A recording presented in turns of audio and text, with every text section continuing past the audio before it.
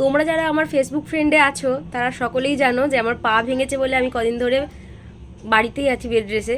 তো আজকে আমরা হাজব্যান্ড ওয়াইফ দুজন মিলে এক জায়গাতেই বসেছিলাম, হঠাৎ করে একটা আননোন নাম্বার থেকে কল আসে। অনেকক্ষণও কথা বলে দিয়ে আমাকে ইশারায় বলে যে ভিডিও করে রাখো তোমার ফোনে। আমি তাড়াতাড়ি করে ভিডিওটা অন করি, এবার তোমরাই নিজেদের চোখে দেখো কিভাবে আমাদেরকে ঠকানো হচ্ছে। বলছেন কলকাতা হেড অফিস থেকে। আপনার কথাটা এরকম লাগছে কেন? আমরা তো মনে হচ্ছে আসাম থেকে বলছেন নাকি?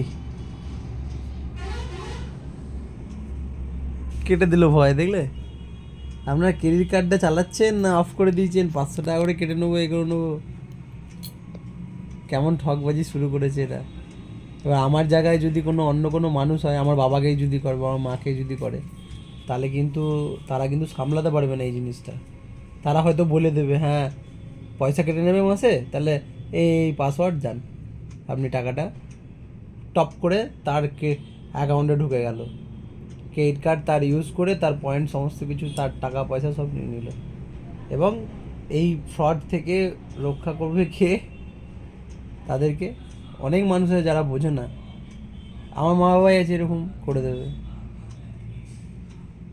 আমি যেই বললাম আপনি কোথা থেকে বলছেন, ও চুপ হয়ে গেল, কেটে ফেললো। কখনো কাউকে ওটিপি কিছু শেয়ার করবেন না। কোনো কিছু প্রবলেম হবে, আপনি যাবেন, বলবেন আমি ব্যাংকের সঙ্গে যোগাযোগ করব, ব্যাংকের ব্রাঞ্চে গিয়ে যোগাযোগ করবেন। কোনো সমস্যা হবে, মোবাইলে কোনো কিছু শেয়ার করবেন না, এটা আমি বলে দিলাম, ঠিক আছে? মোবাইলে কোনো ওটিপি, কোনো কিছু, কোনো কার্ড, কোনো ডিটেলস কিচ্ছু বলার দরকার নেই। আপনাকে ফোন করলো, আপনি যে অবস্থায় আছেন সেই অবস্থাতেই একই কথা বলবেন যে আমি ব্যাংকে গিয়ে, ব্রাঞ্চে গিয়ে দেখা করে নেব। আপনার মোবাইল থেকে কিচ্ছু করার দরকার নেই।